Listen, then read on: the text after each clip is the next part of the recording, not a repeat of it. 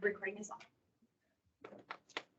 All right, welcome everyone. I'm calling this meeting to order. It is Wednesday, May 3rd. Today is Wednesday, right? Wednesday, May the 3rd. This is a special meeting of the Board of Directors of West Basin. And with that, ask staff to please call the roll. Yes, thank you, President Houston. Director Don Deere. Here. Director Gloria Gray. Director Harold Williams. Here. Director Desi Alvarez. Here. President Scott Houston.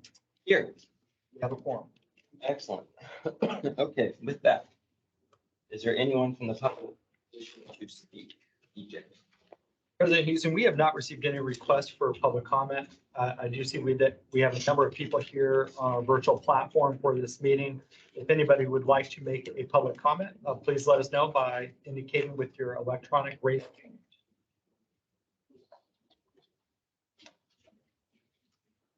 President Houston, I do not see any at this time. Great, thank you very much. Moving forward, so we have no presentations and we have no action calendar. So we'll move into our information calendar, which is item 6A. And this is our budget workshop number 3 for fiscal year 2023-24. So with that, EJ, if you will lead us in this item, please. Happy to do so. And thank you, President Houston and members of the board for joining us today.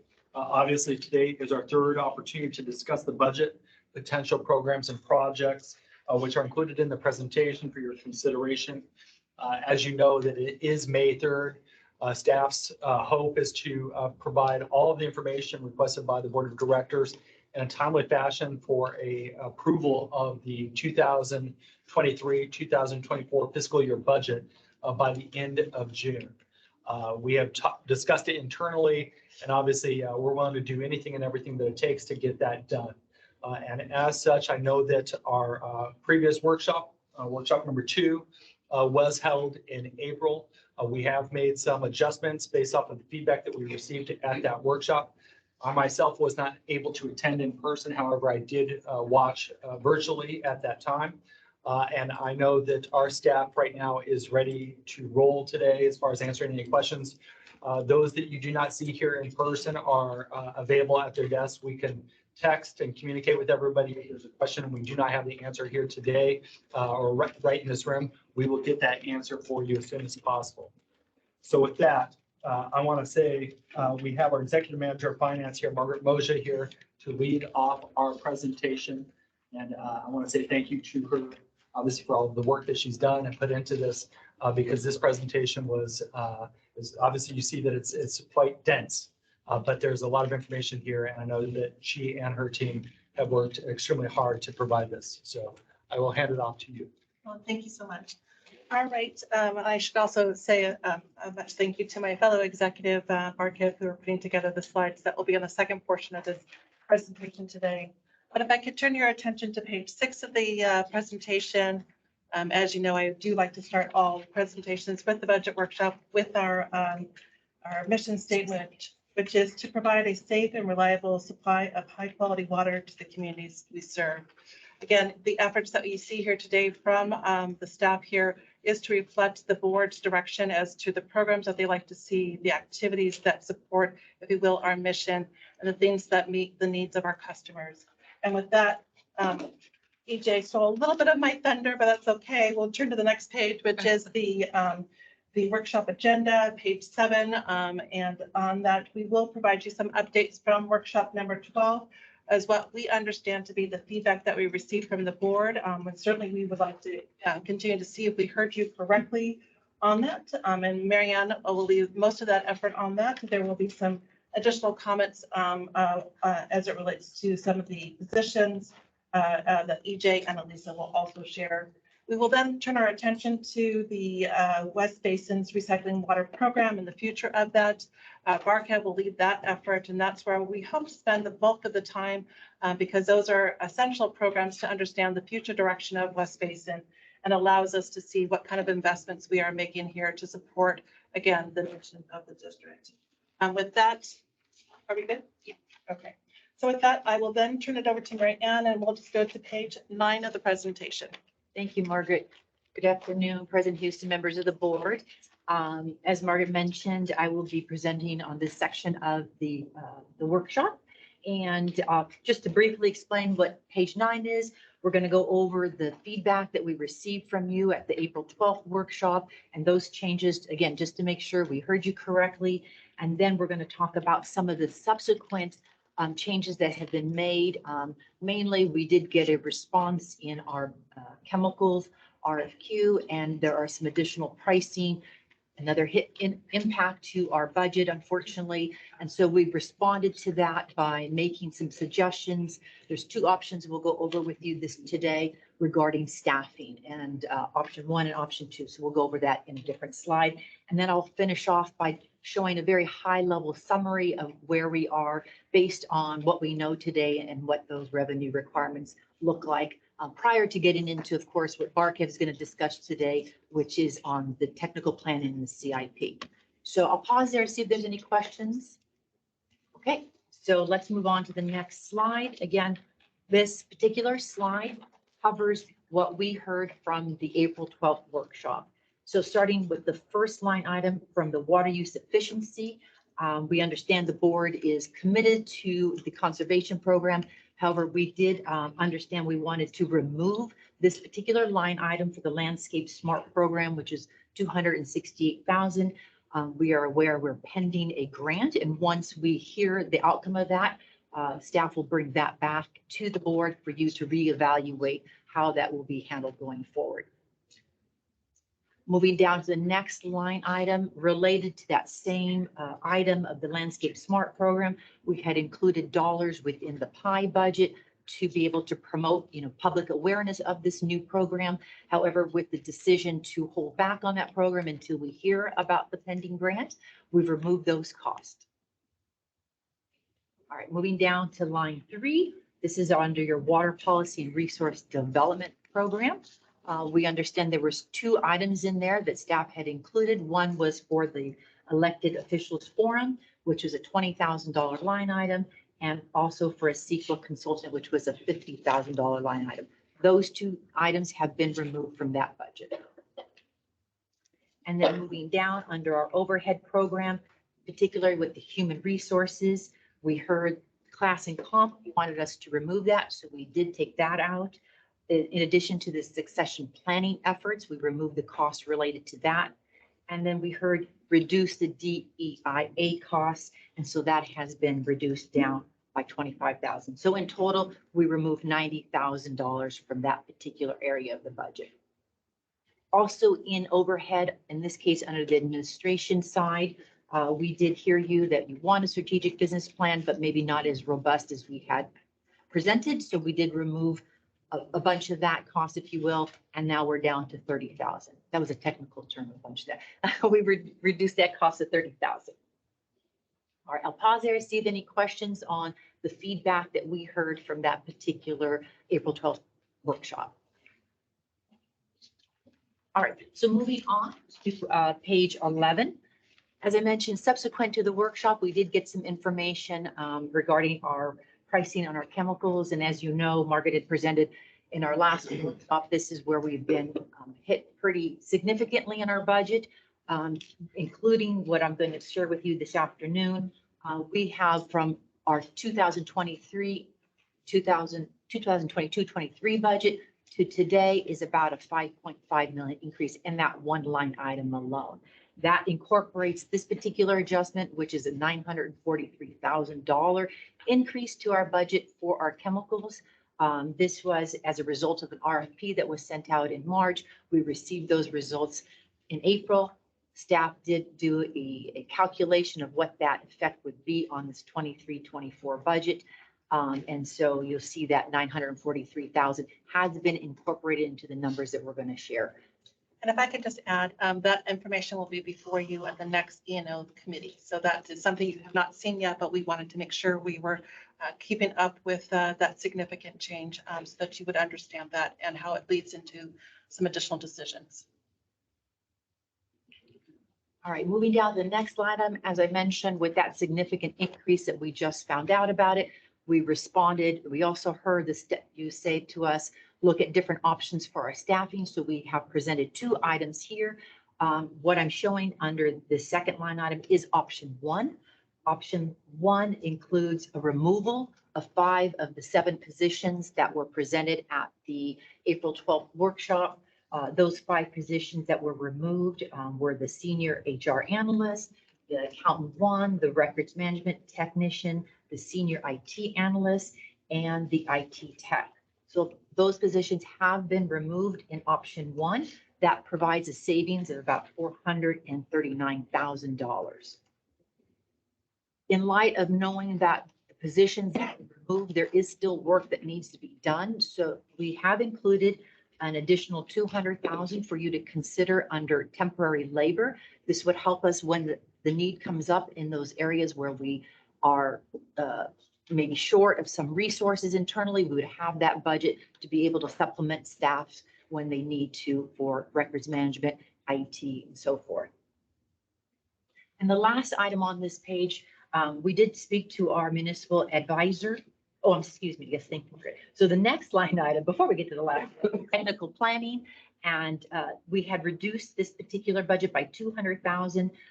We understand the board's decision to not move forward with the contract with the Strategic Advisory Support Services. So we removed that $200,000 from the technical planning budget. And then now on the last line item, this has to do with our debt service. It's just a timing change, but we did learn from our municipal finance advisors that if we change the way we show our debt service on our budget from accrual basis to a gas basis in fiscal year 23-24, it would reduce our debt service by $280,000. Doesn't change how much we have to pay, but it's how much we're going to show in the budget. And I should also reflect that as really that guidance came from the way that the bond counsel and our municipal advisor look at the way the bond documents read. So this actually more closely aligns to the bond documents. And as a result of learning that information, we wanted to make sure we updated that as well. Thank you, Margaret. So moving on to page 12, I wanted to touch upon a little bit more on the labor and benefits that we talked about, the different options. So on this schedule, you see in the first column of numbers, this is our budget for 22-23. Margaret had gone over that information at the last workshop. The second column is what was presented in workshop number 2. This included not only the 7 positions, we did have 1 extra intern position in there, and it also included the merit increase pool of 7.5%. Option number 1, as I mentioned, we removed 5 of the 7 positions. Included remaining in there, I should say, would be the board liaison, which we'll talk about a little bit, and also a PI specialist number 1, or number 1. And so also the intern would remain in there as well as the merit pool. You can see from looking at the 23-24 workshop number 2 to option 1, there's a savings of a total of approximately $439,000 by removing those positions. If we look at option 2, which is not including any new staff, it would still include the merit pool. It would also still include the 1 intern. We do feel the intern program is very successful. We enjoy having our interns and sharing our knowledge and hopefully help them make correct decisions in their career. So we did include that one as well. What you'll see too is that the benefit percentages slightly changed just because of the number of individuals we're including in the base decreases. So it does increase the percentage a little bit for our benefits. So just wanted to explain that if you try to use, calculate the numbers, you'll see a little bit of a difference in that. So I'll stop there to see if there's any questions about option 1 or option 2.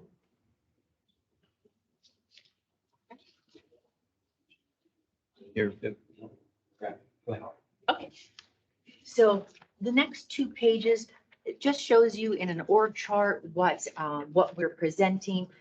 This is option 2. Basically, it's the same org chart, pretty much what you see today. It does have the 1 additional intern position shown in there, but everything else is static. Again, just for you to review to see how the org chart is set up. And then moving on to page 14. This would be option 1, where we've included not only the intern position, but we've included the two proposed position. One is the board liaison. That's the, I'll say the color purple, kind of in the middle of that page. And then in the darker gray color is the PI Specialist 1.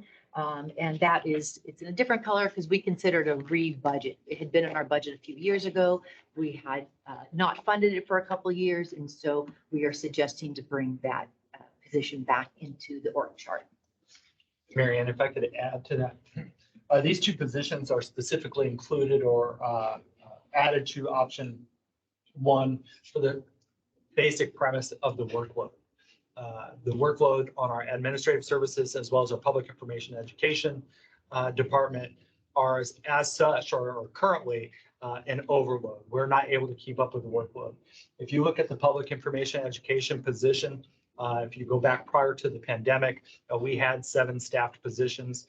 We then, through a budget process, actually decreased down to 6. We currently have a vacancy that we hope to fill, so we're down at 5. And then, of course, with COVID and all these other issues, if we have anybody out, we're down to 3 and 4 members of our staff. If we want to maintain the current workload, that position is required. The other piece of this, as Mary Ann mentioned, was the executive assistant or a board services liaison. This is something that was contemplated by the previous general manager or current general manager, excuse me. And he suggested this position to meet the demands and needs of the West Basin Board of Directors. Obviously, our administrative team is highly functioning. They are the backbone of this organization. They're the ones that put the materials together that you see and get things up and running and organize these meetings. But we are currently understaffed in that department and are currently unable to meet our current demands without excessive overtime, evening work, and weekend work. So these two positions we feel are extremely necessary. However, at the board's discretion, if we want to contemplate removing those, we could easily look at the workload within those two departments, prioritize everything, and then identify which opportunities there are to reduce the workload on those two departments. Thank you. I was going to turn it over to you, AJ, on slide 15, but I think you did it pretty much. But again, slide 15 shares the specifics on each of the positions. And the first one, as AJ explained, is the public information education specialist. And then slide 16, I'll turn it over to Elisa if she wants to add anything on the board services department position. At this time, I believe EJ encompassed everything that I was going to mention, so he stole my thunder. So if you have any additional questions in regards to the position itself, I'm more than happy to answer. Any questions?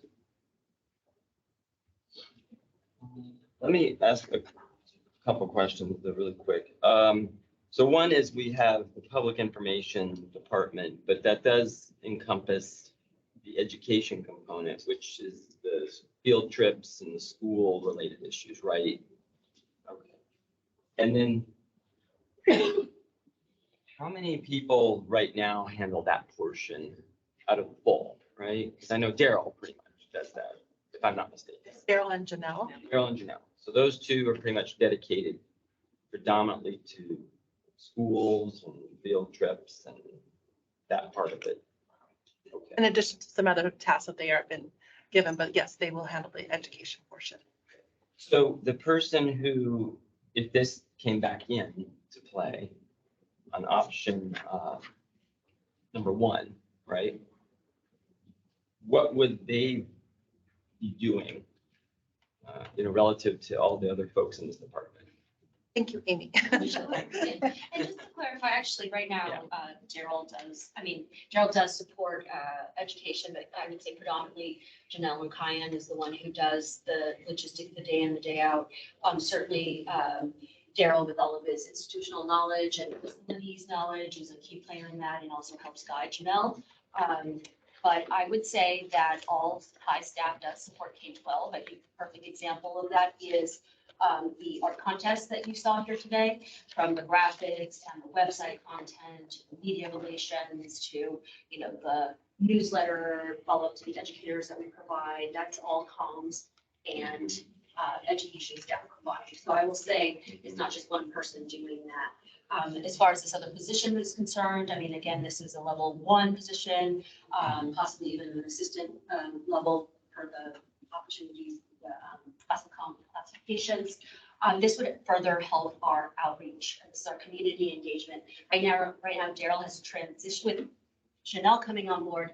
Daryl has transitioned to help support our general public education programs, and that's quite a bit. I think you all are very active and engaged, and we see all the requests that come through on behalf of the board, in addition to what we are proactively trying to accomplish as well on our end. And so this position would alleviate some of the day-to-day logistics and allow our more senior staff to do strategic planning, in addition to just having that extra person to support all the functions that we do in terms of comms, outreach, K-12 education, construction outreach, and all the various functions that we do as a team, often together and in support of all of our departments. Okay, got it. And then my other question is regarding whether it's called an executive assistant or a board liaison. I'm just, trying to understand, I mean, the board has had that many more requests from the 5 of us that are coming in somehow that's adding to the workload of that department. President Houston, if I was to be completely honest, I think that the workload on that department has always been somewhat of a stress. However, as you and I have discussed, just the scheduling and pulling things together is somewhat complicated. But really what it is, every single item of working with the West Basin staff, the amount of committee meetings, the amount of board packets, special board meetings, resolutions. There are a number of different factors to this.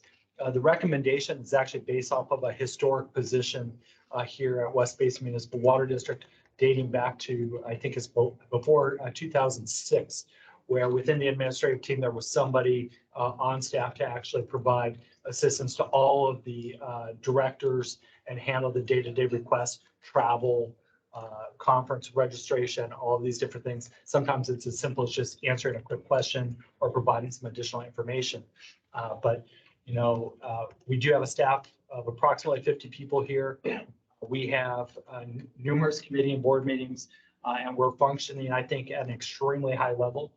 The position, I think, would ensure us to be able to provide an exceptional level of service at an A or B if we were to give it a grade. And right now, we're struggling to keep up. Let me ask another question, just so I understand, because we have multiple folks in that department, right? I mean, we have the board secretary, and we have a board secretary or deputy secretary. And then we have, I think, somebody else who does assists already, I believe. Correct. And then this person would be in addition to that. Correct. We hope to get fully staffed within our admin department, but this position would be the day-to-day call-in for any of our directors.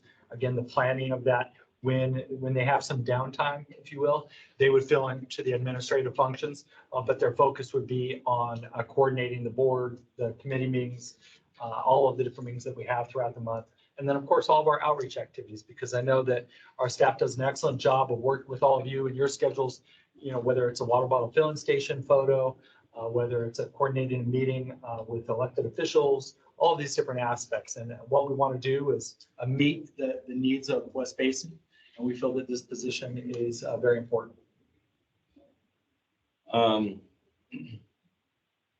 Thing about it is, and I'm kind of undecided at the moment on this, but I do understand that a lot of cities usually have only 1 or 2 people that even assist their electeds, for what it's worth. And then I don't know what other water districts our size do or don't do. I certainly would want to caution anybody to think that the board is so demanding with all the things that we're putting in there. But I don't know what my colleagues are doing sometimes either. I mean, I only know my requests, but I guess I just wouldn't want people to think that, this board is asking so much of a group in the department that it's excessive. That's kind of the way it's being portrayed. you know, for what it's worth. I do think, of course, no matter how you were to figure the structure out, I think the person or persons need to probably be able to cross do things, because I don't believe that there's enough, you know, just random requests coming in from this board that, you know, 2 or 3 or 5 people are needed to handle only board services. And you know, I would hope that our own staff would understand, because boy, that would be pretty excessive. If you need 5 people to deal with 5 directors' requests, I mean, I don't know how anybody in the public would understand that one. So hopefully they would be doing other opportunities here too at the same time, some of this. Well, let me add maybe a little bit of clarification. What I would want to point out is the current workload of our current administrative department exceeds their capability of getting everything done on time, every time. And that's our expectation. They coordinate with each of our departments, all of our outside activities, all of our information disbursements throughout the district. The workload that they do is nothing short of impressive. But the workload is exceedingly higher, and it continues to get that. Our industry becomes more complicated every year through a number of different reasons. And so for us to provide the level of service, we think that in that department, there deserves to be another person. One of the functionalities of that position would be to assist the board of directors, but they would always be cross-trained, as all of our departments are throughout West Basin. May I interject? Yes, Add please. to that, please? Yeah. So in regards to the board services, it is called board services and administration. Mhm. So there is a board services side and there's an administration side. To understand the full gamut of this department, the board services actually consisted of the board secretary and the deputy board. That is it. Admin side is the 2 admins and the office assistant, as you see on the schedule. The 2 admins and the office assistant actually help and assist the other departments, which is the other 6 departments that we have.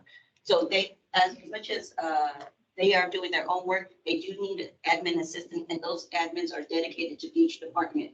E&O, PI, water policy, myself, HR, finance, even IT. So the admin is actually not assisting in board services per se. They are just getting the overload that the board services can. So technically, you only have 2 people in board services that are actually addressing the board's requests and so forth and so on. So this particular position will assist those 2 individuals along with the requests, the outreach, the sponsorships, along with helping the general manager delegate out the jobs or the requests, tasks that the board is providing, asking of him or her, sorry. Okay, very good. My last question on this is, we don't have a dedicated executive assistant to the general manager. We don't. I don't think we ever have. We had in the past, Okay. which was short-lived, to be honest with you, but Mhm. there was an executive assistant in that department. No, and I, again, I'm only just asking questions to understand, and also to realize too, that on other areas where you would think we have someone, we don't, and people do need to understand that. We don't have an executive assistant to the general manager. Correct. I do know other folks in our office handle multiple things, whether it's for the board or for the GM or the AGM or other departments. So I totally get it. So, in my mind, you know, that department should, to the best of its ability, of course, be able to do multiple things. And so thank you for clarifying. It's really just 2 people who deal predominantly with the board. Correct. And lastly, I will say this, and I do understand it. There's a lot of paperwork in this office, especially these agendas and special meetings and a lot of other things that have gone beyond our normal. So I do empathize and understand that. So thank you for that. Any other questions or comments at this time? Mr. Chair, Director Gray, then Director Alvarez. Director Gray. yes, thank you. Sorry I was late getting on the line, but I heard some of the discussion, and my only comment, I guess, is that as long as those positions that are identified, and if it includes an additional one, as long as those, there are specific duties that justify those positions, and I would look to the acting general manager to make that decision, because it's important that you do have staff to carry out the operations as it relates to the mission. And I know that West Basin is very much engaged in the community, and I know there's work that the board members certainly require staff to do. So I just want to make sure there's adequate staff there to support what we want. And so I support the whole concept or the proposal in terms of what the acting general manager is proposing today. Thank you. Okay, great. Thank you, Director Gray and Director Alvarez. Every year, we do give an increase in salaries to staff. That is correct. What is that increase percentage wise? On average, I'm sure some people get a little bit more than others, but what's the average increase? So the average at West Basin Municipal Water District, we do not have a cost of living pay increase. It's all performance based. And we actually budget for that, and I'll look to Margaret to Sure, explain. I'm happy to answer that question. So each year when we take a look at what we should put into that merit pool, we do look at the what is in the CPI for the calendar year. So for the calendar year for 2022, it was a 7.5% increase. And that is the amount that we used for the fiscal year 23-24. So if you will, 22 is deciding what it is going to be in 23-24. The previous year, I believe we were at like 4%. And so while everybody was seeing a CPI of like 8%, we had a merit pool of in the fours. I don't remember the specific amount. So it does vary from year to year, but again, it's based off of the CPI index. And so that way we're, while we're not giving them directly, it is trying to keep up with it at a timetable that is, like I said, 6 months delayed. And if I could add to that, so that's not guaranteed. So you could get 2%. Yeah, okay. Just wanted to It's make- within a range, and some people get more, some get less. That's why I said, what's the average? Okay, because if we look at option 2, which is stay with the existing staffing, not make any changes, then just by staying with the existing staffing, we're increasing the budget for labor and benefits by $500,000. So it's $500,000 increase just to stay with the status quo. Correct. And again, yes.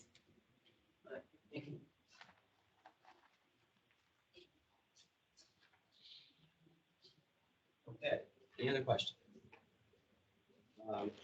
I think the only thing I would follow up on would be on that slide about the board service department, where it does say justification, it does say workload of existing board services has increased with the number of director requests. So I think based on what we just said, in part,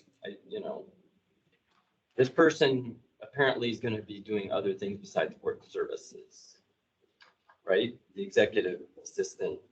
If I could add, maybe part of it too is just the fact that I think as we continue to do community outreach, either through the director's outreach program or just in general, as you heard Amy mentioned, there is that coordination that needs to happen. So there is, for the last couple of years, during the pandemic, we weren't doing that much outside. And so there has been, I'll say, an uptick there in that particular area. So perhaps maybe that's what the statement is really referring to, is that the fact that where we have been the last couple of years and where we are today is a significant amount of workload increase. Because I would reword it in some way, because again, it really looks like it's just this board is driven because we're just asking for so many things that we need to hire an extra person. And if that's not really accurate, I think we should reword this if that position was to be approved. So it's just an observation. All right, with that, anybody else? Okay, great, let's move on. Thank you. President Houston, Yeah. I'll be happy to meet with you to discuss that. We will edit this slide moving forward. But I do have some insight kind of as far as the workload of that position. before we did move forward for staff, is there a preference, as we're moving forward with this budget discussion, decisions and guidance is needed. So if we can get your guidance as to option 1 and option 2, I think it would be helpful. Okay, well, it looks like there's one more slide in this, right? That talks about these options, I believe. Well, the next slide is more of an overview of what it looks like when you incorporate the changes that we talked about. Yeah. Both during the workshop, what we did subsequently, and then looking at both options for staffing. So if you'd like, I can go through that. And okay. All right. So if we would move to slide 17, again, just an overview, you have your 22-23 budget numbers. In the first column of numbers, we wanted to share with you the April 12th workshop. Again, we'll reiterate all the stuff that was included in there. Option 1 is we've made the changes that we discussed. This includes removing the 5 positions and leaving the other items. It does show that we do have reduction in our pay-go by 300,000. You'll see, and I wanted to point that out because we are assuming in our revenues what we had presented in workshop number 1, the 97,000 acre feet of potable water that we would be selling. And it would include approximately 33,000 acre feet of recycled water sales. In addition to that, you'll see a slight decrease in the revenues from the April 12th to option 1 and option 2. And that's a result of the fixed service charge. If you recall, when that particular charge was adopted, we had held the reliability service charge static for 3 years. We incorporated this new fixed charge, but that fixed charge was determined to be based on 2 programs, the PI program and the Water Policy and Resource Development Program. So anytime we remove any dollars from those 2 programs, it reduces how much we collect on the fixed side. So it also does then reduce the amount that we charge to our customers, in other words, but it does reduce revenue. So I just wanted to point that out. So those are the only changes that affected the revenues. As I mentioned, the debt service we adjusted because of our change from an accrual basis to a cash basis. And there you have the numbers for the overall coverage, again, including the one-time coverage, as Margaret talked about in the previous workshop, we would be at a 1.49 in both options, 1 and 2. So if there's any more I can explain on that, I'd be happy to do so. But other than that, I can maybe walk us through page 18, which is then looking at each of the programs themselves and how they changed. So starting at the top of page 18, as I mentioned, these are each of our operating programs. Again, wanted to show where the budget is today, what we had shared with you at the April 12th workshop. The third column being option 1, you can see when we remove those positions, we do have to do a reallocation. That's just how the numbers work out. So you'll see an overall decrease of about $600,000, 500 and something thousand dollars in total.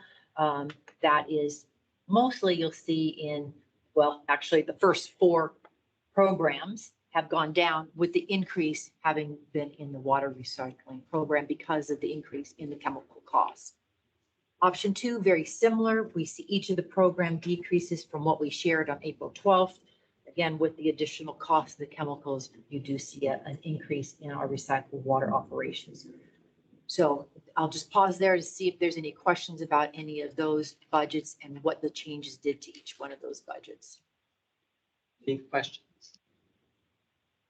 And just to provide you some additional details in the appendix, starting on page 58, going through 62, you can see then the sort of account breakdown of each of those program budgets. We've left them as sort of additional information should you want to see that. Okay, thank you. All right, any questions? EJ, what was it you were asking? Well, I think given the time where we are in March, or excuse me, May, and looking at potential adoption of a budget at the conclusion of June, getting feedback on option 1 versus option 2 would be helpful to staff. We can pivot and move in that direction. We can also plan accordingly. I mean, does anybody want to give any thought at this moment on these 2 options that are before us? Director Alvarez. I can only support option two, and that's already an increase of the current budget of $500,000. Very good. Others?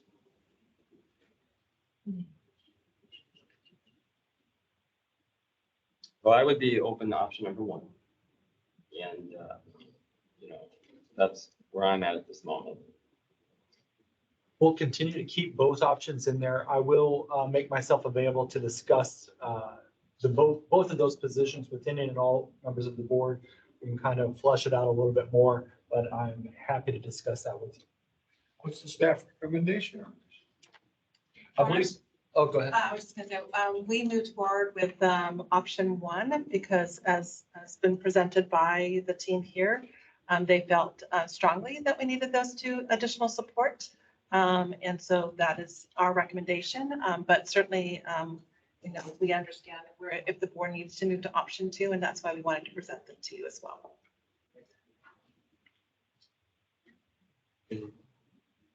Anything?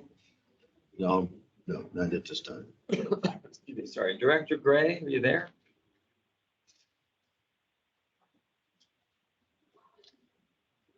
Okay, we'll go ahead and we'll move on to the next. Thank you. And then I'm going to turn it over to Barkif, who's going to take the next section, which is the future of West Basin Recycling Water Program. Thank you, Mary Ann, and good afternoon, President Houston, members of the board. I'll start on packet page 19 for you. In the next few slides, we'll go over, Mary Ann said, the proposed budgets for both the technical planning program and the capital improvement program. Like we all know, these two programs are significant investments by the district, and therefore are very much worthy of consideration. Before we go into the details of the programs, we think it's prudent for us to start off the discussion of looking into the future and have a quick discussion about the future of the water reuse in the region, how the regional reuse path impacts and shapes our program. Make it a quick discussion. It's important to have that just because it is a factor in what staff is recommending for the technical planning program and the CIP. So next page, please. So we heard Metropolitan Water District earlier today in the conference meeting talk about the BPR regulations and how that is coming up in the draft is coming up in mid 2023 and final at the end of 2023. Direct potable reuse (DPR) is a game changer. It puts together the criteria and regulations for us to take the recycled water and put it into potable water service, and not necessarily having to put it into the ground for doing so. So that's where the industry is heading, and we're monitoring that carefully. Regional water agencies like City of Los Angeles and Metropolitan Water District have already made significant investments and are preparing and implementing programs to boost their resiliency against prolonged droughts. And they're putting together these programs as a way to prepare for a world reduced reliance on imported water. So for us here at West Basin, we are engaged with the regional partners to see how we can leverage West Basin's existing infrastructure to achieve the region's resiliency goals and to achieve them quicker. One way to do so is to use more recycled water to put into the groundwater basins and to promote additional groundwater supplies for our retail customer agency. So essentially doing more of what we already do at the West Coast Barrier, but do more of that in working with the regional partners. So on next page, page 21, I think most of us know some of the programs that are coming up. We've heard Metropolitan Water District obviously talk about the 150 million gallons per day that they aim to produce from the Carson water pollution control plants. And they talked about how 90 million gallons per day of that would ultimately be used for IPR. And then 35 to 60 NGD would be used for, potentially used for DPR. We know about Operation Next and Hyperion 2035, the dual programs coming out of the city of LA. And they're looking to produce north of 200 million gallons per day of advanced water treatment. And we're aware of WRD's Wind for All program and their efforts to promote groundwater production and promote the use of unutilized groundwater rights in the area. So we're working closely with all agencies, all of these agencies to, again, see how West Basin system can be leveraged to achieve these goals quicker. So on the next page, on page 22, you can see how our system is geographically positioned between the two emerging recycled water programs of Met and City of LA. And it's also important to note that this existing infrastructure can be used to convey product water from those programs and provide options for additional groundwater injection. And so when we are looking into our future, we are recognizing that West Basin has an opportunity to connect to both programs. We have an opportunity to expand groundwater replenishment in support of WRD's goals. And we have the opportunity to contribute to the regional resilience solutions and help achieve the targeted schedules. Next page, please. So how do we go about doing so? What are our next steps potentially? Before you go on, can I ask a question? Yes, very proud. You know, you mentioned that DPR's real possibility by the end of this year. So what happens if in the next 2 to 5 years, the water gets completed a little bit quicker time frame than they currently have projected, but it goes on an accelerated basis and they get it done. And that water then becomes available to supplement this region directly into the system. What would be the implications of that? If they were to do it that quick, the implication would be some stranded assets that it depends how much they've built already, right? If they built pipelines and then they come to the determination that flange to flange is a real possibility here, and putting it into their existing potable water system, then the implications are stranded assets and money invested in it. They haven't built anything yet, so there is no stranded asset. Yeah, you mentioned the scenario of them building something, of getting. Yeah, well, Putting something and even their pipeline right now in preliminary design stage.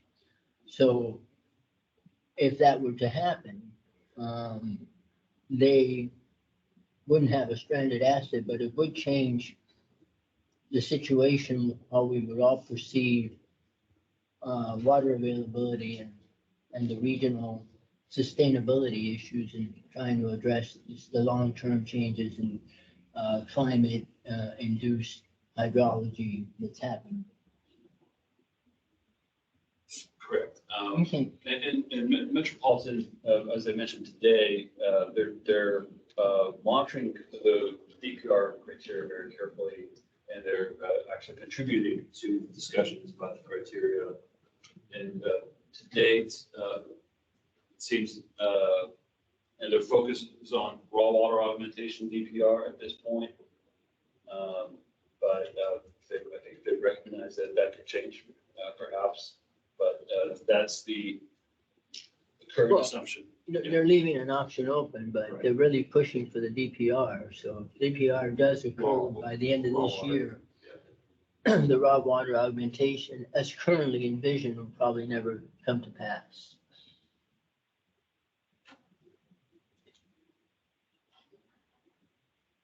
Okay, go ahead. So then, yeah, keep going. Okay. And so for us, for potential next steps, we are proposing a series of feasibility studies that we can go through the next few slides.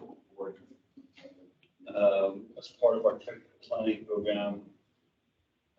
And these studies could serve multiple purposes. One, it could help us understand what the cost would be on our side of the system to be part of this whole pure water program and connecting to the two regional programs.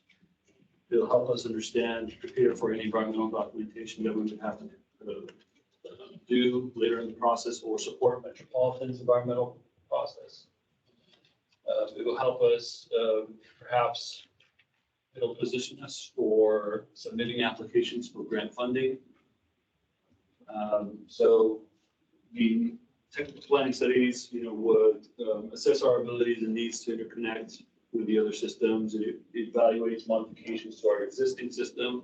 If we were to connect to Met and make modifications based on Operation Next, it'll help us evaluate the reconfiguration of our existing facilities, either little plants, satellite plants. This all would be in an effort to define a roadmap towards more groundwater use and potentially EPR as well. Next page, please.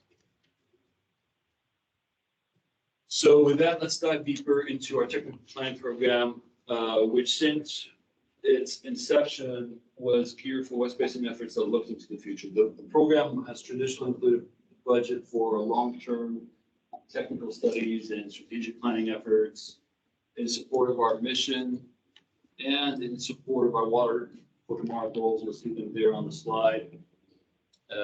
It has included budget for multidisciplinary and complex evaluation.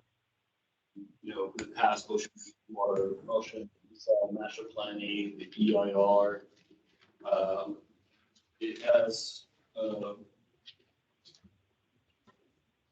also included different type of studies. We'll go through the studies coming up here, but on the next page, budget 25, you can see that for this year, we could put the proposed budget for technical planning into two categories. One that you see on the right there, calling it pending planning efforts. Some efforts that has already started. We'll go through those. And then on the left, you see what we're calling here generically is the future of West Basin's recycled water program. A series of technical studies to look into how we can merge with the other two regional programs. And so on here, you'll see the proposed budget of $5.2 million. So in the next few slides, we'll go through some of the studies. I'll try to go through them fast, so we don't take up too much time, but please stop me if I'm going too fast on them. And I'll be happy to answer your questions. By the way, what does CNTP stand for on the very bottom left? Chevron nitrified treatment plant. It's the satellite plant. Thank you.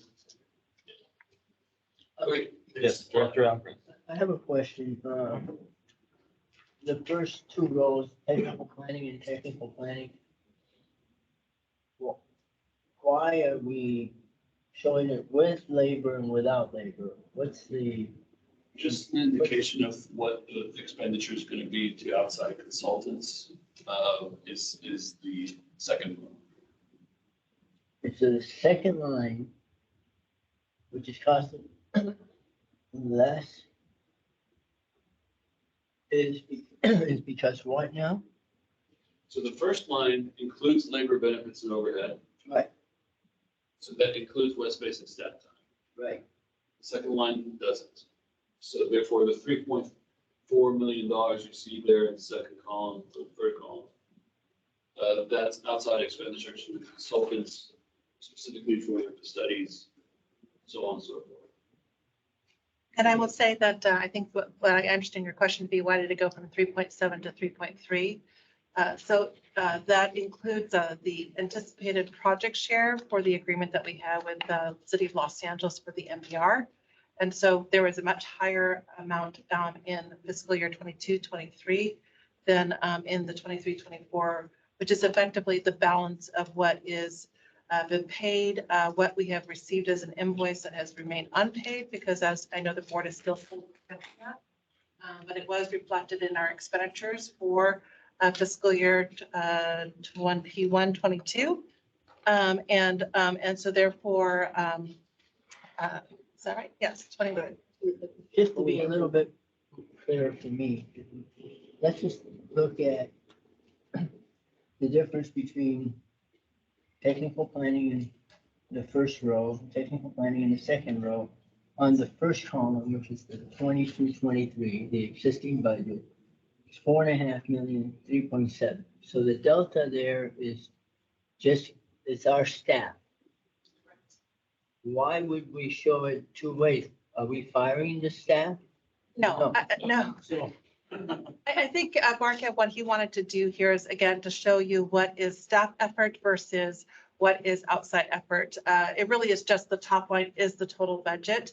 I will say though that there has been a shift of more staff being used towards these technical planning efforts as the board contemplates what is needing for our future. We are going to need more staff time to plan. So we are anticipating more staff time, less consultant time. right, so then what this shows is that this current year, we spent 3.7 million in consultants for technical planning. That is the budget, not what we spent. And that goes to what you said, that this includes the money we would contribute to the City of Los Angeles TMBR program, which we're not doing. We have budgeted 2.7 million towards that effort. Never spent it, so that's why the We money. have, so in this fiscal year 22-23, we have 2.7, but we have actual expenditures, paid or not paid, of 0. But we did have, like I said, to date, we have paid $1 million to the City of Los Angeles. We did receive in fiscal year 21-22 a $2.3 million invoice because it was still within the contract term.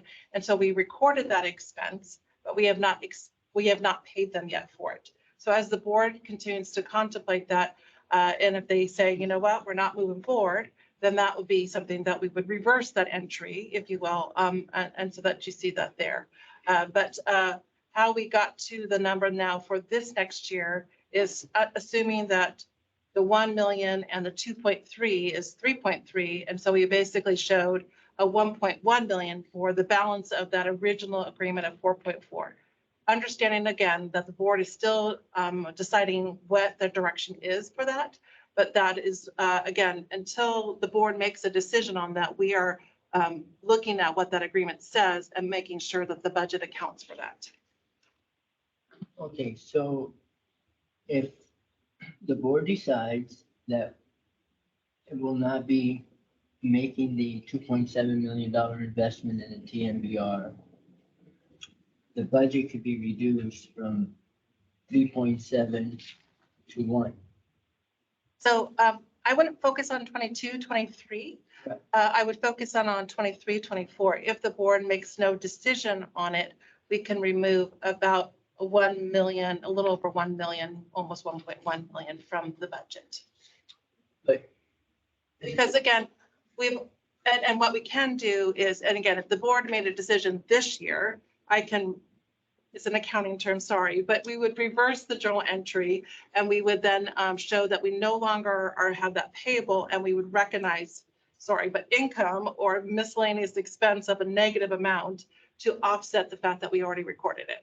So for the budget, in that, looking at the 23-24 column, then that 3.3 million, you included the $2.7 million.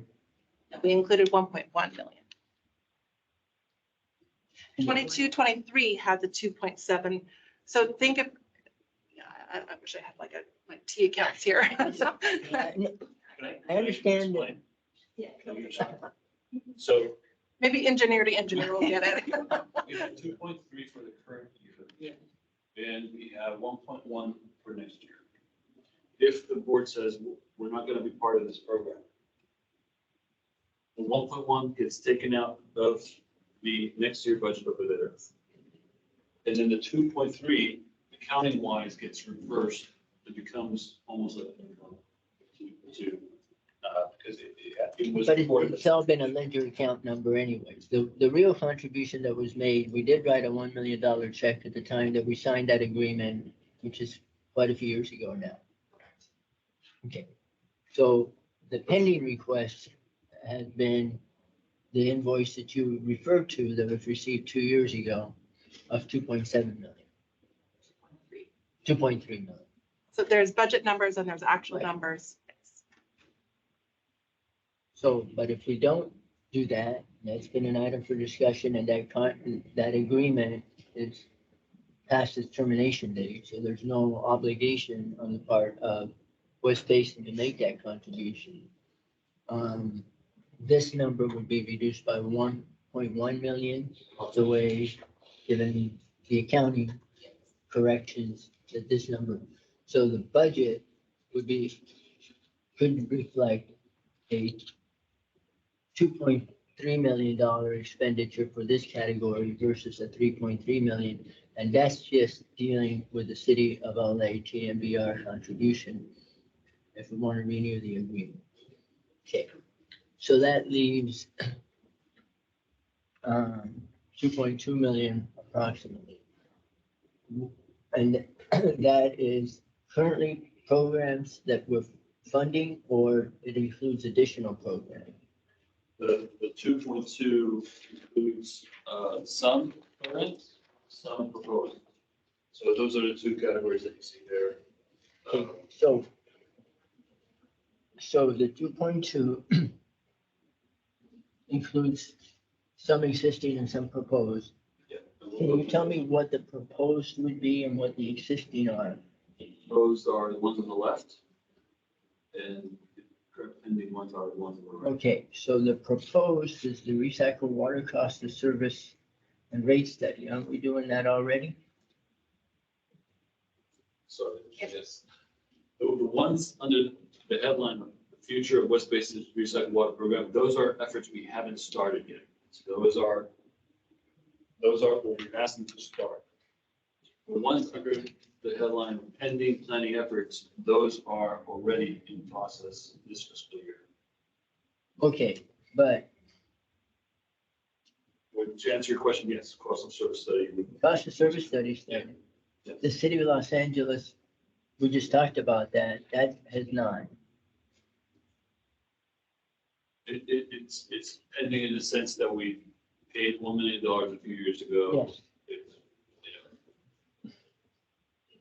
Still pending. And we are, The as staff, emergency- we are engaged in. In the emergency response plan, we did start.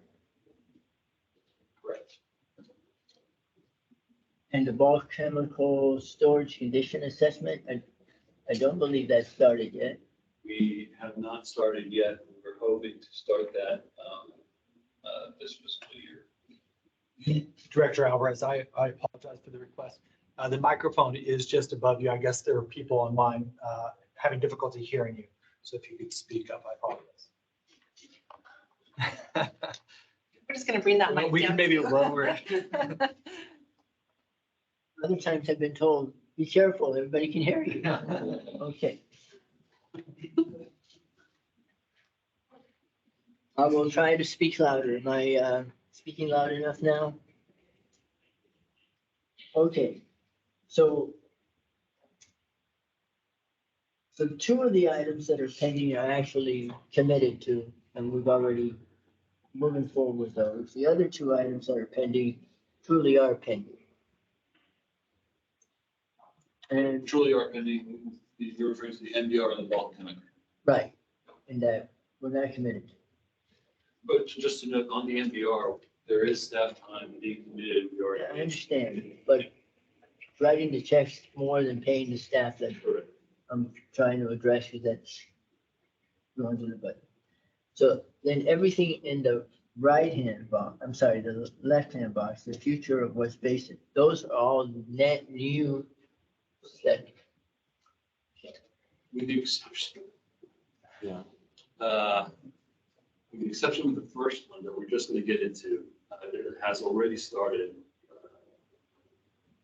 But I'll explain a little bit more in the next slide. The hydraulic, Okay, so, it's already started because Met has offered to pay for it and we gave it a grant. but Met's doing it. Yeah. So it's not us. Correct, and that's why it's, So it's not a cost to us, like, the exception of some staff time. except with the exception of staff. Yeah. Okay, the other 6 items there then are studies that you're contemplating considering. Yeah, and it's not just us, but it's the other agencies that we've been talking to, WRD, CVLA, Metropolitan, coordinating, and coming up with this proposal. But those would add up, then, assuming that we do this, we're not proceeding with the TMBR that we discussed earlier, we're down to 2.2 million. And so those would cost approximately 2.2 million. Correct. The budget that we put together and consultant fees for those studies, it's not a conservative budget, I'm going to say that, but the hope is that some of these studies, we can get into an agreement with some of the other agencies, and maybe they pay for some of it. So in our analysis, we came up to $2.2 million, but it could be a little bit higher than that, but then again, perhaps we can get funding opportunities for other stakeholders. Some of these then may not come to pass at all, or may be funded completely by another agency, such as the Regional Recycled Water Hydraulic Analysis being funded by Met.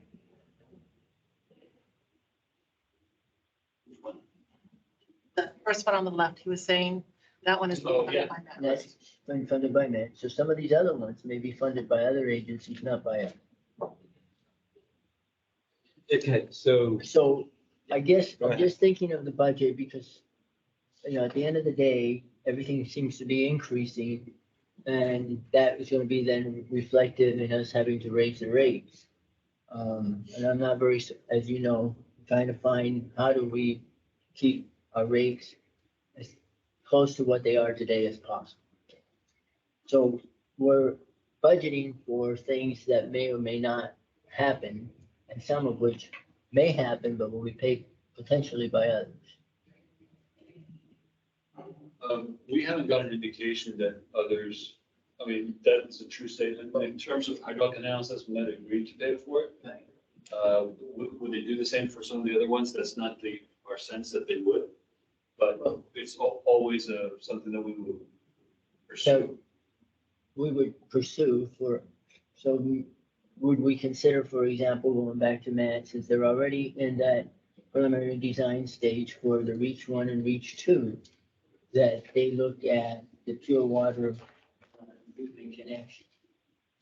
And that would be kind of, if we can work with them, save some money there.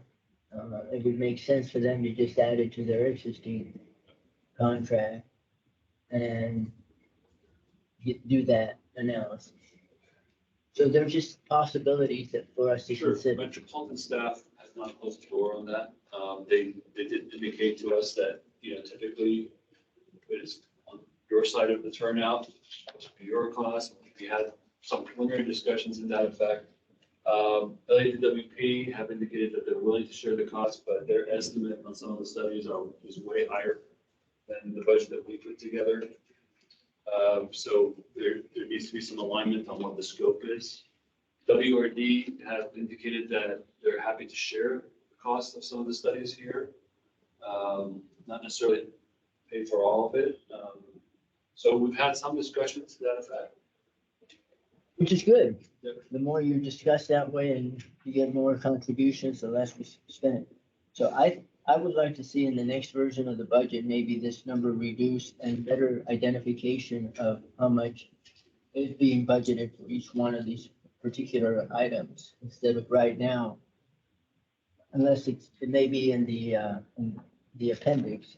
That they're It's kind of actually in the lumped next few together. slides. It's in the next few slides. Go ahead. All right, so, this first study, Excuse me, Yeah, go ahead, Director Deere. would you define water hydraulic analysis? The term is used throughout these pages, and I'm not clear what it means. hydraulic analysis is an evaluation of a system, a distribution system, typically a distribution system, but you can evaluate hydraulic evaluations for all sorts of treatment and pump stations, so on and so forth. In this case, we're evaluating the distribution system. Distribution systems are analyzed to make sure that the water travels through the transmission pipelines and into the lateral pipes and gets to the customer effectively. And it makes sure that the systems are sized appropriately. It makes sure that the pressure at the end when the customer is receiving the water is adequate. This is, in other words, you're evaluating the capacity of the system. Thank you. Okay. Before you move from that slide, I just want to say one thing, because regarding the right side, the pending planning efforts, I mean, at this time, the board hasn't made a decision of what we're doing with the MBR project. We have not. We do have an invoice. So on paper, we have some things. So just so everybody's clear, we haven't made a decision. And I understand where staff is at. You got to keep that in here. The other thing is this bulk chemical storage condition assessment. You mentioned it hasn't quite started. It's about to start. What was that, Barkev? So you may recall some items over the last couple of years, some of our chemical tanks are failed or need replacement. And we have some CIP projects for those replacements. This is an effort to do a condition assessment and evaluation of these chemical tanks for us to be able to be a little bit more proactive and it's really for our CIP program planning to see how much we really need to spend in the next few years versus, so it's just about prioritizing. But this was in the current, it was in the current fiscal year budget, correct? I mean, if it's under pending planning efforts. It's pending in the sense that we haven't hired anybody. We don't have money this fiscal year Oh, to you hire. did not? Okay. We don't have money to hire anybody this fiscal year, Mhm. but we were internally, we're going to Periscope. Okay, And if this gets approved, issue it next fiscal year. okay, I get it. So you're allocating staff time at this moment, so hence it's in the right column. Correct. Okay, got it. All right. So let's continue forward. We need, because I do know you have these all laid out in the next couple slides, so let's go ahead and. So this regional recyclable water hydraulic analysis, thank you for your question, Director Beer. It basically looks at our system. If we were to connect to that, the water, instead of going west-east, it's going to go east-west. And so the system was not designed for that. So if we're going to do that, we need to make sure that that will work. If it's not going to work, what improvements are needed? And so Metropolitan Water District has offered to pay for this effort. Their initial results came in. Some of the initial results, at some point we'll come to the committee and present on them. The initial results show that for the first couple of phases, the system should be fine. But as we add demands to the system, now we're talking about adding pipelines and pump stations, so on and so forth. So we'll come back and talk about that. On the next slide, you'll see a zero on the consultant costs. Again, that's because Net is paying for that effort. I'll move on to the next one unless somebody has a question. Okay, the next one, we call this one Pure Water SoCal Interconnection Pipeline Feasibility Study. The red dash line you see there on the left is the pipeline alignment for the Pure Water Program Metropolitan's pipeline. And on the edge of it, there's a blue line, is West Basin's existing 42-inch pipe. So it's very easy to just take a look at the map and say, here's the connection point from both of them, but a turnout will have to be built. And in there's going to be meters, there's going to be valves, there's going to be a certain way where that water has to connect to ours to make sure that the flow can vary and meet our customer demand. So that's what this technical analysis does. First one on the next slide, you'll see consultant costs to the tune of $253,000, $300,000 overall. On the next study, existing distribution pipeline condition rehab assessment. So these pipelines that now we're saying when we connect to Metropolitan, the pipelines are going to get a higher quality water. And purpose, one of the main purposes, as we talked earlier about our goals, is to use that water to inject into the ground. Now, these pipelines of ours over the years have been, running Title 22 recycled water. And over the years, there's biofilm growth developed around the pipeline. So if we're going to use our system, particularly our south leg of the system, to receive that metropolitan water, to inject it into the ground, we want to make sure that the pipelines do not affect the water quality that's being injected. And so this analysis is for us to hire folks to come in and advise us on what needs to be done to our pipelines, how well do they need to be rehabbed, and how much is it going to cost to do all that. Questions? We have to be concerned about maintaining the proper pressure throughout the system. We would, we do. And that's an important factor in the hydraulic analysis to make sure that pressures are not impacted. If they are impacted, then you need to either put it in a new pipeline, a pump station, or something else to mitigate that. But we take a close look at that. And a lot of these pipes are, what, 15, 20 years old? Yeah, 15, 20, 25 years. Very good. But in our, if the pipeline going up to LADWP service area is any indication, what they've recently done is that they did an analysis, they videoed the pipe, got into it, and looked at the biofilm, the growth. Sure. They're looking at, I forget the numbers, but millions of dollars to clean up the pipe. And we still use the same pipe, just they gotta clean it. Yeah, so it's important for us to know how much that's gonna cost and factor that in into the overall program. Got it. We have to coat some of that stuff. Sorry. We have to coat some of that piping. Is it could have. I mean, if it warrants it, if these pipes should be lined, I think they are the pipelines that we put in there, so. When you do a condition assessment, it'll tell you if you need to. All right, the next one is backup potable water connection feasibility study. So imagine our system, and on a daily basis, demands of our system go up and down. Based on, you can think of, irrigation comes in at night for a few hours and then drops off. So there's a demand variation on the system. In addition to that, sometimes there's interruptions. There's customers are not asking for much water. There's variations in demand. And typically when you connect to an agency like Metropolitan, it's usually some sort of a constant demand. And for us to account for operation, interruption, variation in demand, we need to look at how we can keep our system alive, perhaps by potable water backup. We have potable water backup systems in our satellite plants, but with connecting to net, it's prudent for us to analyze how the potable backup would work.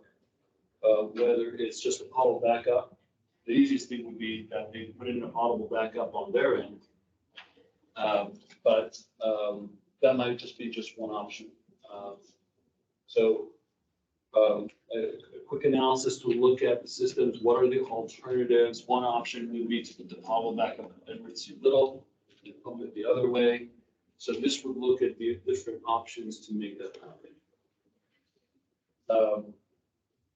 And you can see the budget for that in the next slide.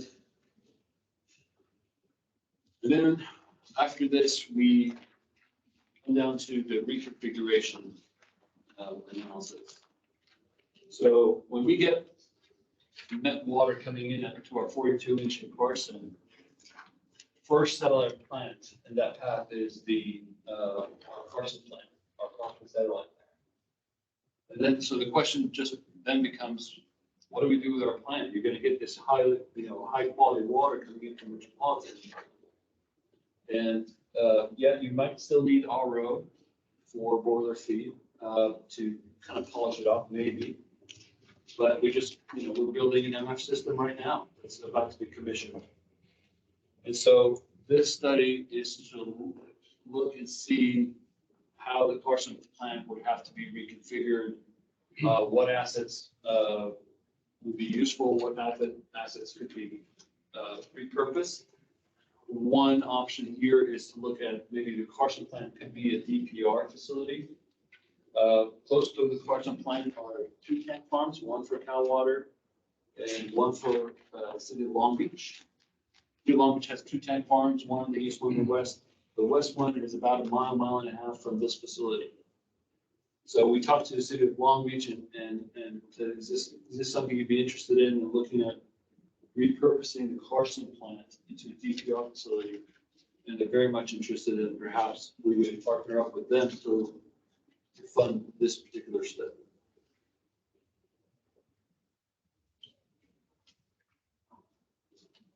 Next one up. On the next slide, you'll see the budget proposed for that one. Yeah. Okay, before you move on, Sure. you partner up with the city of Long Beach. So does this number that you have shown here include partnering or assumes no partnering? Assumes no partner. Thank Next one up is the on page 36, West Coast Basin IPR feasibility study. This one we put coordinated with WRD, and we actually came, we connected with them and put together an outline of a scope. We've had numerous meetings with them about initiating the study. What this would look at is the injection part of it. We get the higher quality water from Metropolitan. Along our south system, or potentially also all of our system, where are the appropriate injection points to put more water into the ground? WRD had done some preliminary studies on that already, but they need to expand on what they have prepared. And in addition to that, this is not only just the injection, but it's also working with our retail water customers to see how they could pull more groundwater and put it into their system. So it's a dual effort to promote the use of unutilized groundwater rights by retail water agencies.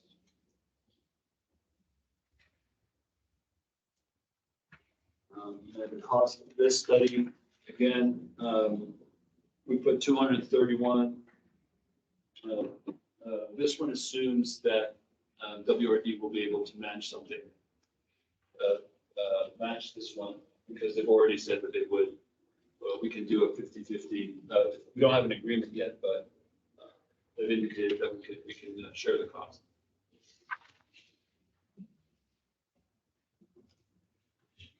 All right, next one on page 38, another reconfiguration. And this one, we've had discussions in the past about, what, if Edwards C. Little was to be reconfigured, taking into account Operation Next, what would it look like?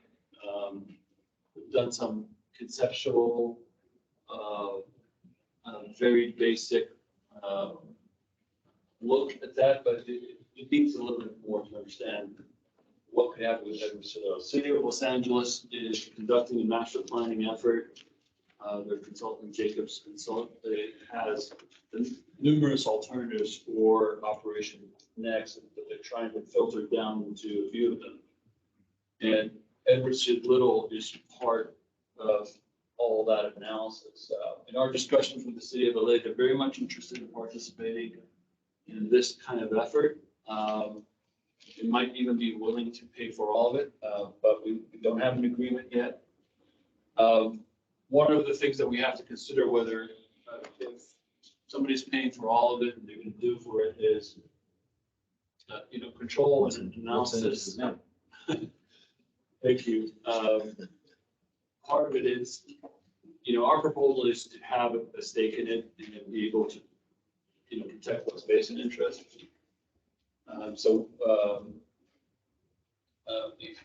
If we're paying for some of it, I think it gives us a little bit more grounds to make sure that, our goals, our objectives are also met in any particular study.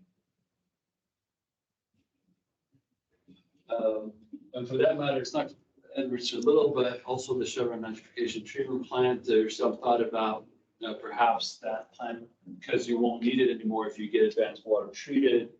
It could be another place for more RO units to produce even more advanced water treatment. So that's the analysis. Then this budget here on the next page does not assume any contribution from the city of LA. This is assuming that we wanted to do this on ourselves, separate from all the analysis that the city of LA is doing.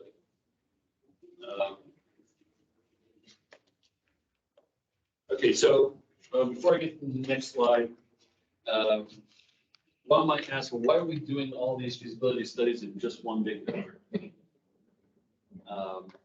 The answer to that is two things.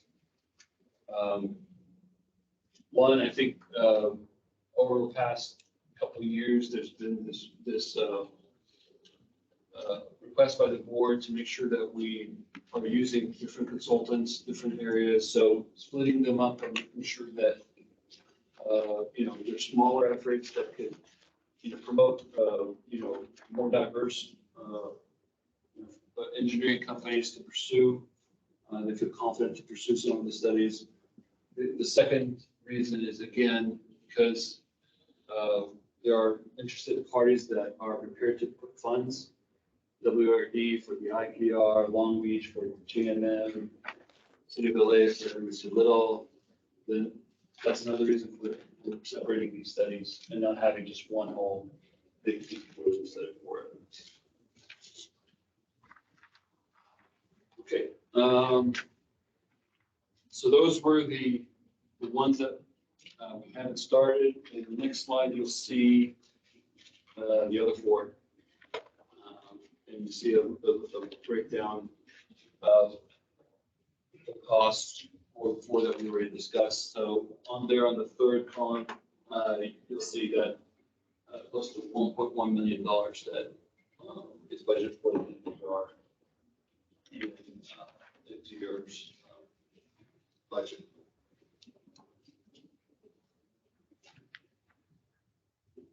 So on the next slide, to conclude, technical planning budget, you'll see the differences between the adopted budget for this current fiscal year versus the proposed one for next year. There you have the all the breakdowns for district labor, overhead, consultants. You can see there the 2.2 or almost 2.3 million, and then the project share. I'll stop here for a minute to take any thoughts or questions. Great. Any question? Question? Not so much a question, but going back to the conversations we had earlier. Can you speak up? I'm so sorry. I'm sorry, not so much a question, but going back to the conversations that we had earlier, we're basically budgeting on the assumptions that we're gonna be paying for a lot of these things where we may have partners, and the probability of partnering in most cases is pretty good. So it would be nice to see that budget come back, reduced with some of the assumptions being that we do have the partnering involved, as opposed to assuming that we're paying for all of them. It's like, at the end of the day, I don't believe we will be paying for all of them. We do all of them. I would like to see what, when the next iteration of the budget, have that number be a little bit more balanced with the contributions from our potential partners. The way we could do that, it's again gonna be, what we did with this budget is that we made assumptions, because it's gonna be hard to kind of get commitments other than discussions from other agencies in the timeframe that we have, right? Yes. So, we can take a second look at it to see. So make some more assumptions. I guess that's what you're asking us to do, is make more assumptions. The budget is based on assumptions to a great degree, not 100%. Some Right. things are pretty fixed. So things like this, I think it's pretty reasonable. You make assumptions with the partnering. You've had just conversations, you talked about them. You probably had an indication in some cases of how far some people would go. I know in Pure Water, that probably meant we'll pay for that 100%. So based on your conversations that you've had, when they've indicated that partnering, or they're willing to partner, you probably have an idea of what that number might be. And so you can then put an asterisk on it that it's based on the following assumptions. Number we have right now is the current assumption, but we'll take a second. We'll take a This second. assumes that we're paying for it all. Okay, so let me just, and I understand completely what he's asking for, but so basically you're gonna ask them to make more assumptions, but take maybe just hypothetically these numbers and just, you could say half will be paid by a partner. And you're just, so an option 2. Or bring back the budget that way, because I think that they have, I mean, just discussed that there are ongoing discussions. And in those discussions, I'm assuming that if people are saying we're willing to participate, that participation number has been discussed. And more than likely, if you're looking at, and they're pretty targeted, in one case it's WRD, in another case it's City of Los Angeles, et cetera. So it probably would be something that will come close to being a 50% participation type of thing. So I think that you can make a pretty well-educated guesstimate of what that should be, and come back and with a more rational. So number 1, that you're still in agreement that these would be on the table for the next fiscal year. It's just a matter of how they're getting paid for. I didn't say they'd be on the table. I said, make the presentation and showing that number. All right, so if I understand what's being asked too, is you keep these in here, I would leave the options as they are, we're paying for them all, et cetera, thus far, but you're gonna have to bring back something that makes some more guesses of anyone who's gonna potentially ante up to help us out. But ultimately, there's no guarantee that's gonna happen, so even if we approve something that's of less, I mean, it may not pan out. That's what we're requesting. Ultimately, when we agree with the agency, we're gonna come back to the board to approve the agreement. Right. Oh, totally. I mean, and even in all of this, these are things I understand you are putting in the next fiscal year.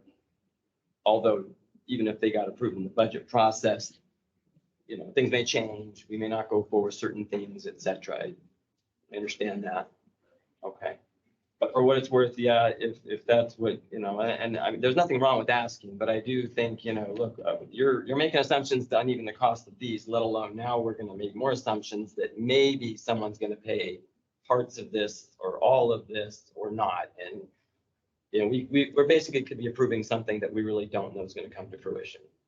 You know, but it is what it is. So I would ask, yes, if you bring it back as we request, but keep this in there, but then give us the next option so we see the difference, because, you know, you're basically gonna have to call some folks and, you know, take a shot of darts and figure out, hey, here's something that may pan out or not. Director, And that's, I would say that, and it's nothing wrong with that kind of budgeting, because we don't know what's out there, what's coming.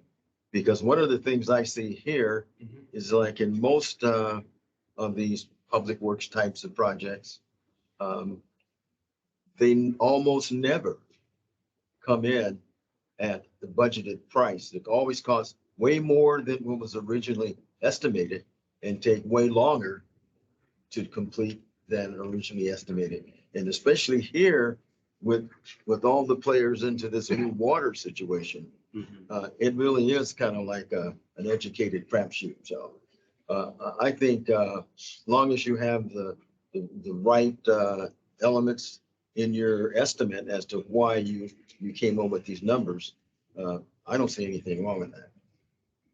I could just add, I think that, thank you for your comments. I think that what's important for us to hear is, you know, about the future of West Basin. And, you know, if you are, you know, in agreement with, you know, where staff thinks that we can be in partnering with others, that, you know, yes, if we can get others to help us along the way, absolutely. But we wanted to, at the heart of it, wanted to know that, yes, we care about the future of West Basin. We want to see where we are a relevant player in this space. And so we will continue to do that. And again, we can certainly work with Barkev to reflect those numbers. Either we'll show you the total cost and then offset it with the revenues that could come in to offset it, or just net them in there. We'll make it clear though of sort of where the original estimate is and then where those partner shares could possibly be. So we thank you for your comments. okay, very good. Let's move on. President Houston, real Yes. quick, I do know that we do have, I believe the assistant manager of the Water Replenishment District, at least watching virtually, and just happened to send me a text letting me know that they are in support of looking at additional IPR. So I think, again, those partnerships are there and they're real. Okay, so they said that they're in support of what again? Moving forward with these projects, and that there is a commitment to work with us on this project. What that agreement would look like, we're happy to work on as far as putting it together, but the commitment is there. Very good to know. Thank you. We are gonna get money if we do it. Very good. Okay, let's please move forward. Okay, so we're gonna turn our attention, What page are we on? By the way? page 42. Okay. We're going to turn our attention from the technical planning budget to the capital improvement program budget. And, you know, while we have our eye to the future, the technical planning studies being proposed, you know, what do we do in the meantime? It's the question. Where do we focus our efforts on the short term? And what is worthy of a capital investment in the next few years while we work to renew expiring agreements with the regional partners and existing customers. VS staff try to answer these questions by generally relying on West Basin's adopted strategic goals. We rely on these goals to guide us not only through our day-to-day activities, but also through the planning and prioritization of future investments. You see a list of the goals that are applicable in every staff report that comes to you. So embedded within West Basin's previously adopted strategic plan are some specific objectives that are relevant to the development of our CIP. A few of them are mentioned on packet page 43 in terms of that. And when it comes to water supply reliability, we should look to increase supply diversification by promoting water recycling. It means perhaps keeping up Title 22 production, and looking for opportunities to put more water into the groundwater basin. When it comes to objectives related to sound financial and resource management, we should look to provide effective facility asset management and look to maintain facilities to manage and minimize the risk of failure and liability exposure. When it comes to water quality, we should look to achieve and maintain recycled water client satisfaction, in addition to meeting permit and contractual requirements. So these are these are just a few of many objectives that we have in the adopted strategic plan that we adopted a few years back. Perhaps developed an updated one. But these are at the core of our day-to-day operations and what we come to the board with some recommendations on CIP and others. So if we were to use these as guiding principles to what we should do in the short term, we can turn to packet page 44. When we look at guiding principles, we as staff look to, demonstrate to the board a case for making investments. And we recognize that it is a little bit trickier today than years past, given the transitional period that West Basin is in. With our switch water agreement question, with customer agreements coming in for the next few years, with these two giant water reuse programs emerging on our doorstep. So with that uncertainty of what West Basin's role is going to be part of those programs, it's a little bit trickier for us to do the calculation and come up with an appropriate recommendation for the board. And it's important for us to evaluate all these factors carefully before committing to a capital project. We recommend. So for our staff, what we should do is estimate the return on investment on individual projects and compare the potential rising operational cost for the no project alternatives. You may recall in the past year, we've done a few presentations of some projects where we put an emphasis on return on investment and did a calculation of, well, if we don't do this project, this is the impact. If we do this project, the return on investment is year 3, 4, 5, 6, 7. We've had a couple of discussions about some of those projects. And we should identify, evaluate the risk of investment versus the risk of non-investment. Us staff, we realize we have the responsibility to identify those and share them with the board and be clear as to which risks we are prepared to take on. Risk of non-investment could be environmental risks, safety risks. It could include a reduction of level of service to our customers, whether that's from a water quantity standpoint, how much we reasonably are able to deliver, or from a water quality standpoint. On the other hand, the risk of investment may lead to building facilities that we won't necessarily need when the higher quality water comes in from metropolitan. That's the other side of the coin. So with our estimation of a project return on investment and in consideration of the risks, we as a district can be more comfortable pursuing targeted refurbishment or our projects. So our goal as staff is to make recommendations, targeted recommendations for the board based on all these factors around us. So on page 45, you'll see a breakdown of the proposed CIP budget. I'm sure the board is familiar with some of these, main categories. We've talked about them in the past few years.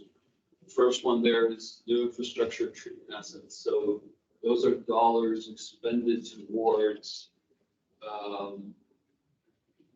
overwhelmingly towards our treatment facilities on a new capital project. So you'll see there are $3.4 million. That's, overwhelming majority of that is related to the Carson expansion project that is currently underway.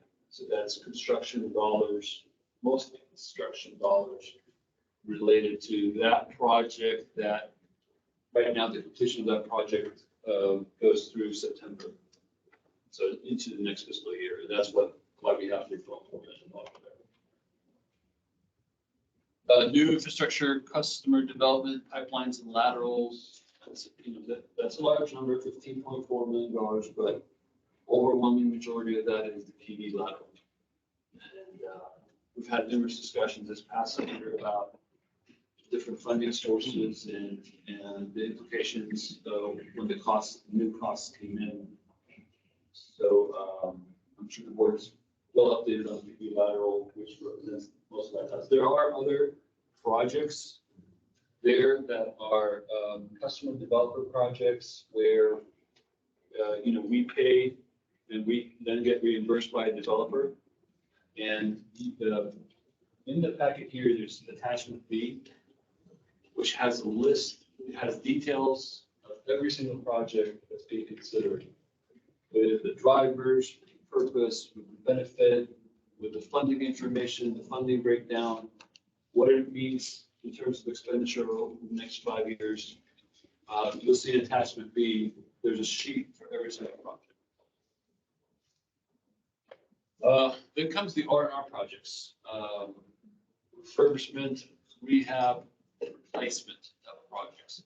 These are again projects that we propose or we evaluate and we propose based on the need to maintain a certain level of service to our customers. So if the water from Metropolitan is going to come in 5, 10, 15 years, if the water from LA is going to improve and we're going to get MBR quality water in 10, 15, 20 years, then these R&R projects need to help us meet our goals in the meantime. Over the next at least 10 years. So you can see a lot of those R&R projects, $11.3 million are at the Edward C. Little facility. You'll see that on the Chevron Nitrogen 5, the Wellington, Melinda McDonald, Carson plant, and Torrance, the 3 satellite plants, there aren't much dollars there. In fact, they would have all been zeros because I think we got a direction from the board that some of these facilities, improvements at these satellite plants, they need to be refinery funded. And so with the exception that the $163,000 and $163,000, almost $164,000 for the one at Chevron and Wellington, those are just 2 chemical tanks at each of the satellite plants that have failed and they need to be replaced. That's what those are for. Otherwise, we zeroed out the amount that the district would contribute to on-site improvements. A list of those projects are still included in that would be, but we are continuously seeking refinery funding for those type of projects. Capital asset rehab replacements, $7.2 million. That's significant. A lot of that is related to the MF membranes, the RO membranes.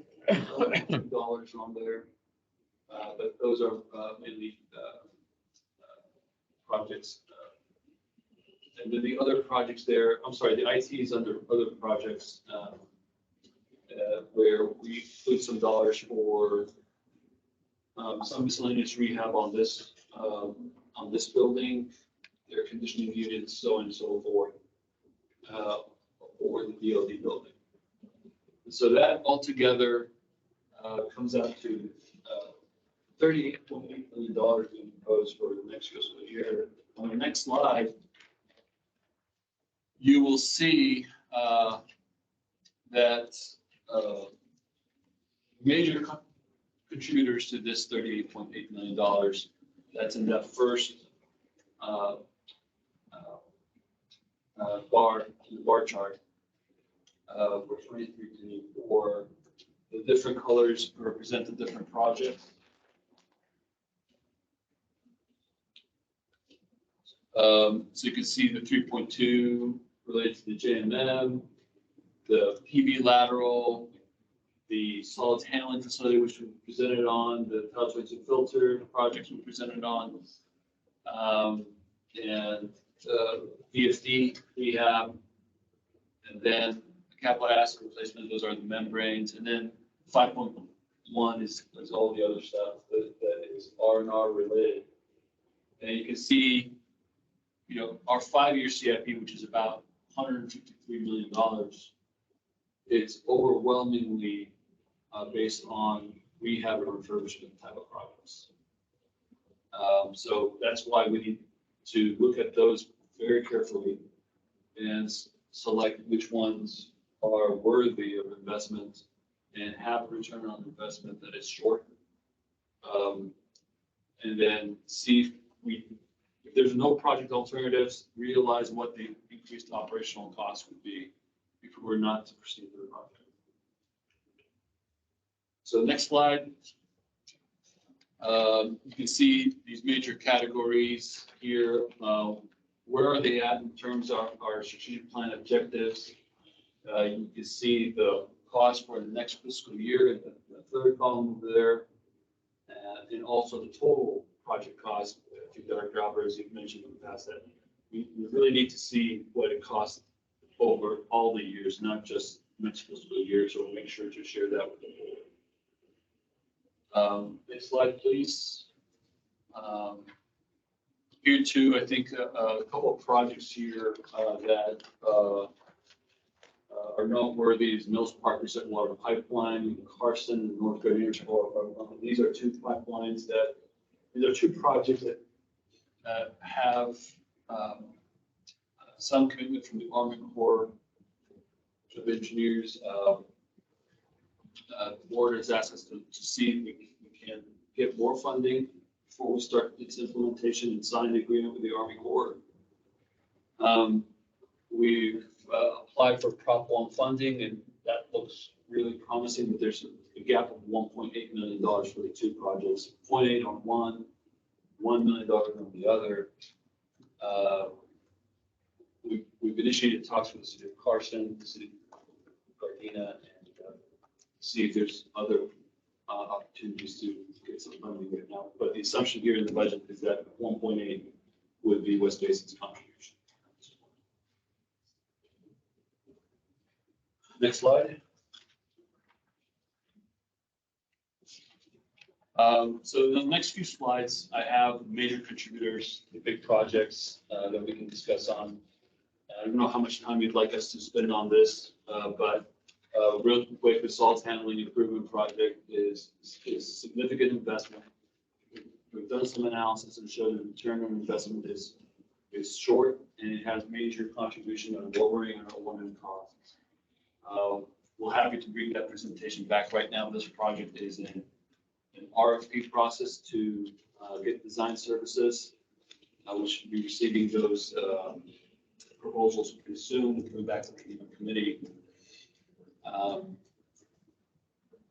for recommendation for award for design processes. We have 2 units Where we, press the solids, get them in a condition where they can get hauled out. We could save on costs if we have 2 units.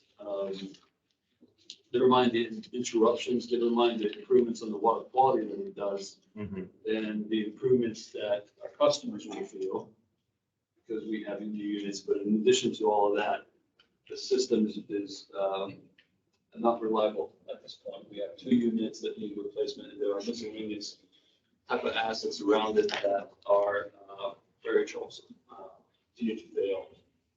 And we have to kind of, when we come back for design services, give that presentation again with board members. Next slide, you see the conflict and filter rehab replacement project. So this is at the core of the water that supplies all our satellite plants and that supplies all of our customers that are out there, including City of Valaise, Torrance, and West Basin customers. And a lot of our filters have gone down. over the years. And this is an effort to bring them back up and keep production, more, maintain a more reliable production of telephone to recycled water. On the next slide, you'll see the VFD rehab is a project that has been initiated. There's been a delay on this project simply because of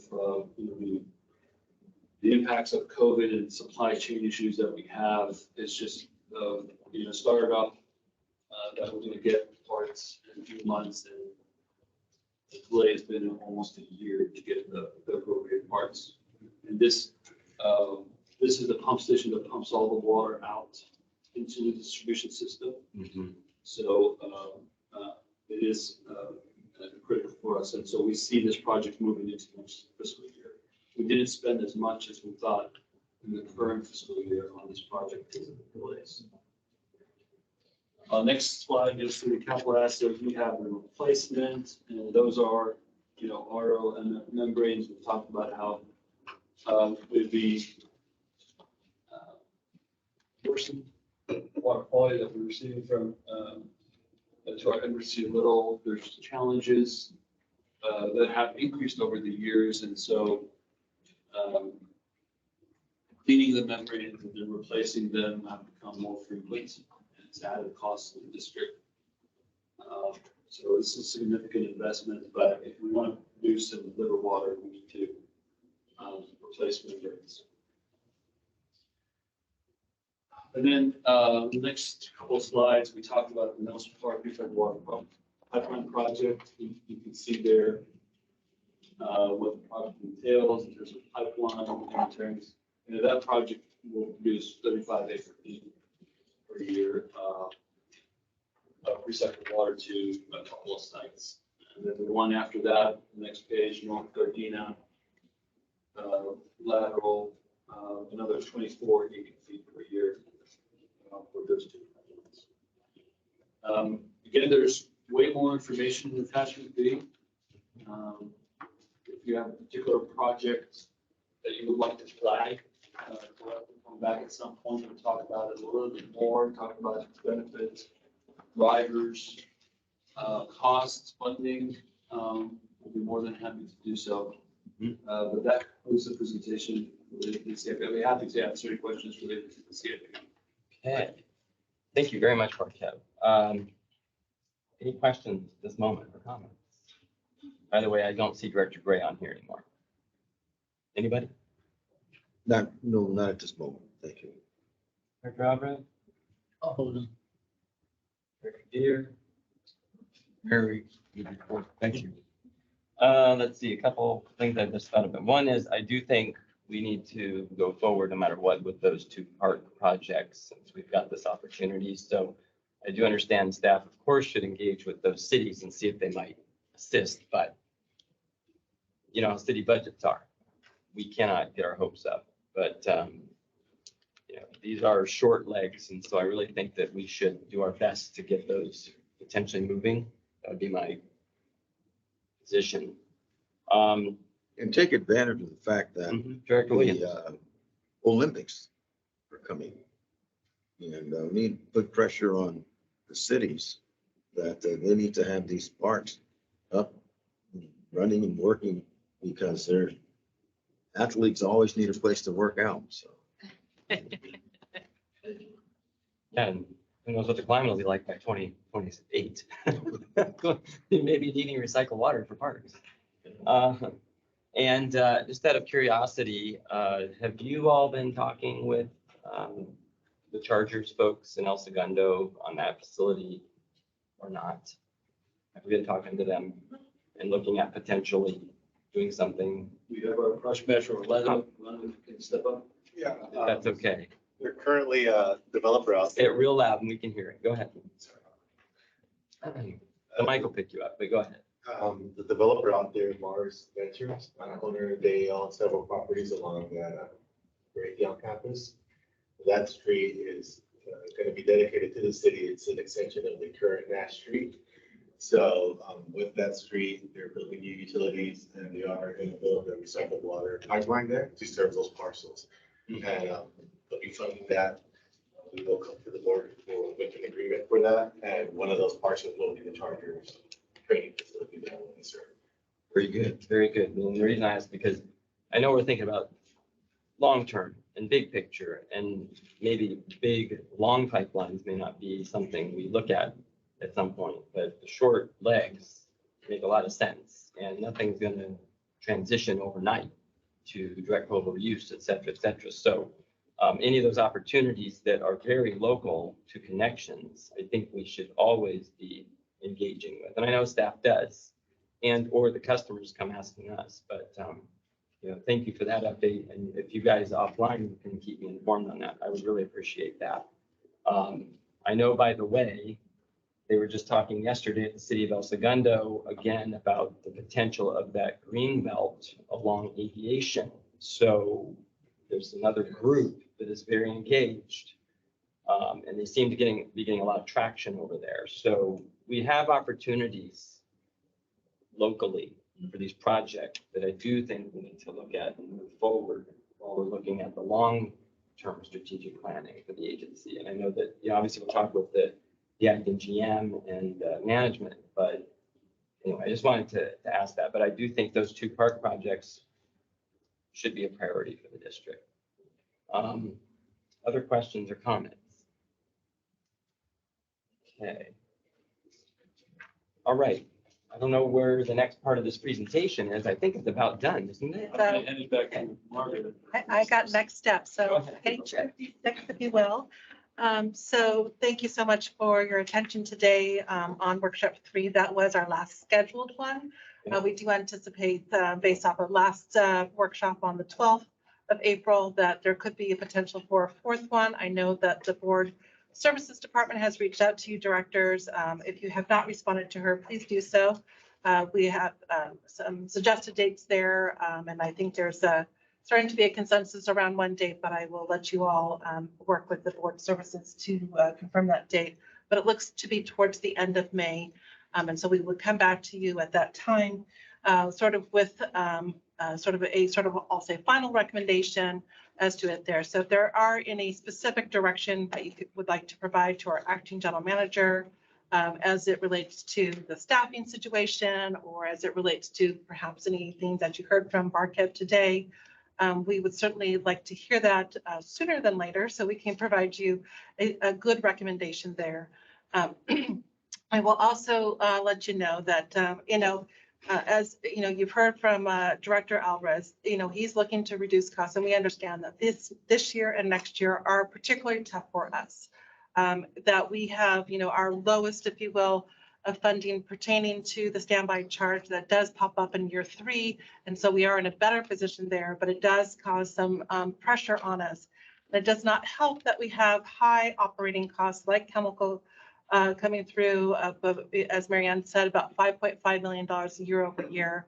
I remember when it used to be a $9 million budget, and now it's close to 21 million. So it is one that we are trying to keep up with, but we are limited on what we can do with our recycled water agreements. And so as a result of that, in order to meet financial metrics as it's required by our bond documents and our loan documents, now with the loans that we have, we are required to be at a minimum of 120.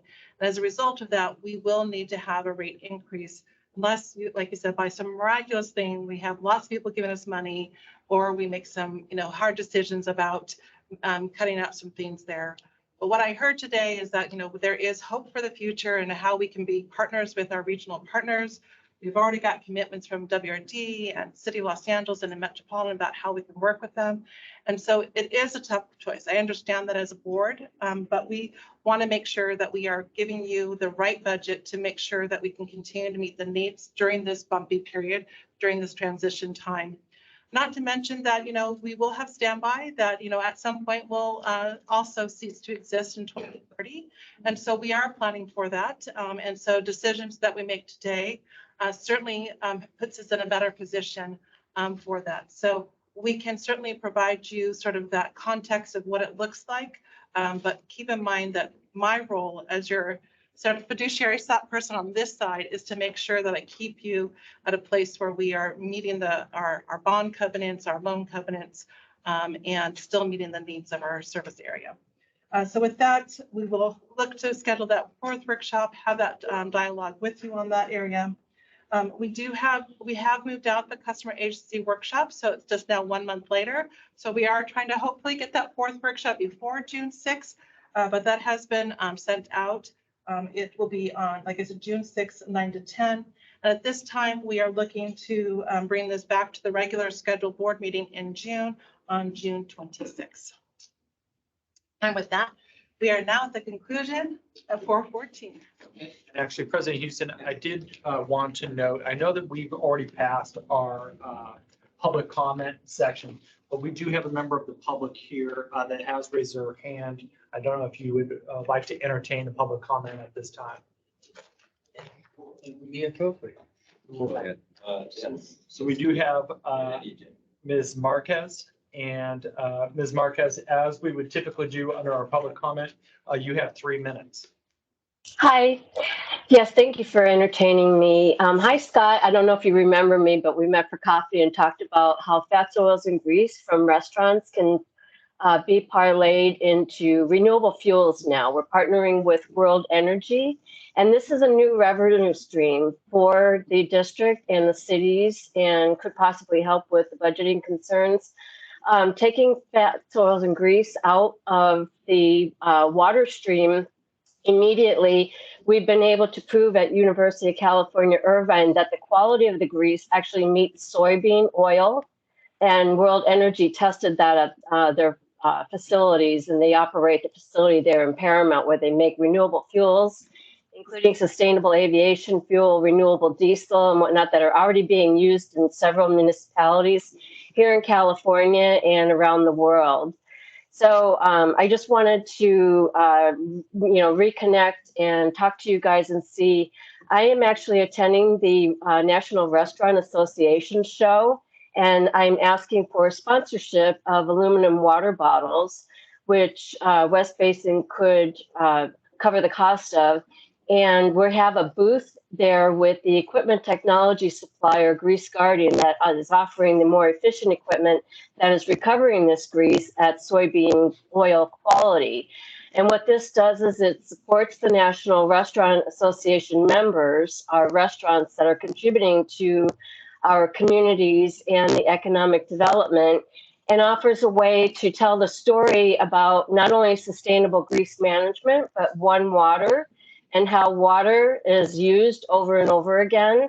And I'm hoping that West Basin would be interested in entertaining this request. Scott, I sent you a more in-depth email. So yeah, we can talk more offline. Perfect. Okay, wonderful. Thank you so much, Judith. And I do remember you. Yes. Thank you. And thank you for your comments. All right. Back to this for 1 second on the, I have not looked at my emails lately, but yes, I think we're looking at potential dates for workshop number 4, which since we did ask for some things to be brought back, I think that'd be good. What I would also ask though, by that presentation, it should be pretty comprehensive and mostly fully cooked, I would assume. And one thing, if you could make sure when you bring it back, is the water rate items. Because obviously I know these were piecemeal, so we're not seeing any of that before us at this moment. But if you put that back in now. Of course, yeah, I think the most important thing is that in order to understand what the revenue side is, we need to understand what is comfortable on the expense side, as we call it, the revenue requirement. And as we've heard you today, we can certainly take that full information in and come back with you on sort of what that could look like going forward. With, again, as you mentioned, the rates. Very good, very good. And I know you rescheduled this customer agency workshop, so that's and of course the directors, they can attend if they like or don't need to attend. So you don't have to work around us at this point, just kind of where the budget process works. So, thank you so much. all right, with that, I think Director Alvarez, you look like you were wanting to say something. Okay, go I ahead. have a request I do think we need another workshop where things are tightened up. I think things are a lot of questions are kind of pending. What I would like to see is on the revenue side, what the revenue is gonna look like and what that impact is for the different options on, the rates. So if we go with option A, option B, option C, whatever options you're bringing, what that means in terms of, the rates. I would encourage that we look at keeping any rate increase to a minimum. I know that the initial budget that was presented had a significant rate increase. I don't think that this is the appropriate time for that kind of a rate increase. I do appreciate the comments about, being careful and looking at future CIPs so that we don't end up with stranded assets as the situation changes. Very fluid. So we do need to be very careful there. And I do think that we're looking at potentially some investments that may end up being stranded assets. And we're gonna have a hard time financing those, in the future.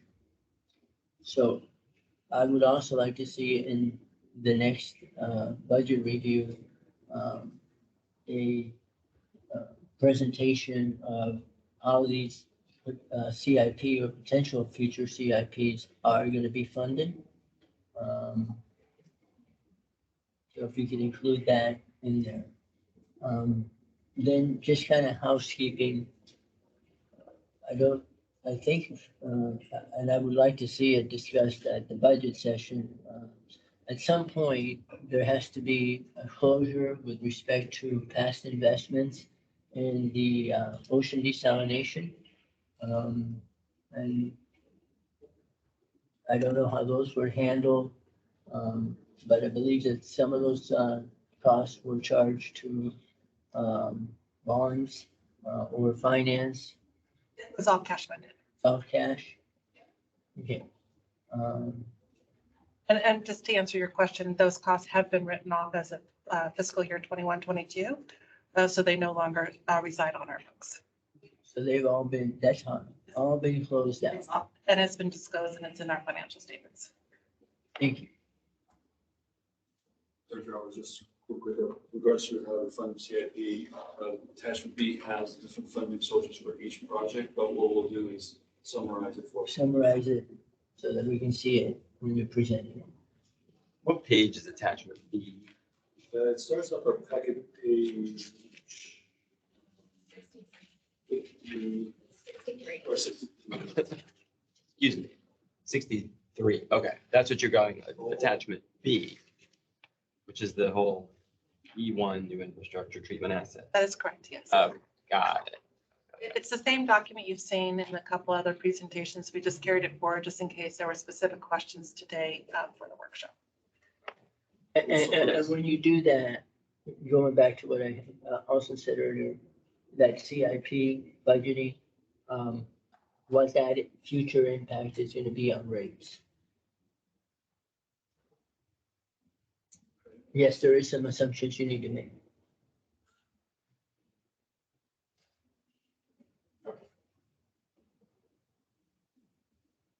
So we all understand what's being asked. Yes, I do. The best of my ability too. Anyways, all right, you know what? I think we are done with this item, so I do want to say thank you to staff. This was actually really comprehensive. This whole process has been very comprehensive. I know you put a lot of work into it, especially also when building slide decks. They take a while. So with that, we will move into our next time closed session. We have no closed session today. Director's comments or future agenda items. I'll start with Director Deere. Any comments? Yes, Saturday I attended the City of Gardena annual Cinco de Mayo parade, participated in the parade, and also spoke at the carnival we had after the parade. Very successful event as usual there. I think it's the 37th year they put one on this event. And our booth we had there was very, very busy, very busy. Very encouraging to see the number of people who took advantage of our West Basin booth. So I was very happy with it. That's all I have. Thank you, Director Deere, Director Williams, No, thank you. Mr. Albert. No harm. As for me, I would echo Director Deere. We were both there, and yes, our booth was a hot commodity. Gus can attest to that. I mean, he was running out of stuff over there. So it was an excellent event. And, I'm really glad that we could be a part of it, along with Director Deere and myself being there as well. I just wanted to say too, because I know that we've had some, some tough conversations sometimes up here, but at the same time, please know that, personally, I definitely appreciate staff's work. I appreciate everything you're doing. And I also really do want to give a shout out to our board services department. Because yes, while we're asking some tough questions, at the same time, I know they are working very hard and we get emails after hours a lot, including on agenda items and follow-up stuff. So for what it's worth, I just want to say Haza and Desiree, and I know Kaya is behind the scenes, but our board services department is working very hard and they're doing it at odd times of day and night. And so it's greatly appreciated as we have gone through this process and this past year with all the different ups and downs. So thank you for that. And with that, according to this, it says our next scheduled meeting is on May 22nd of 2023, and we are adjourned. Thank you, President Houston, members of the board, and thank you to all staff, a lot of you here.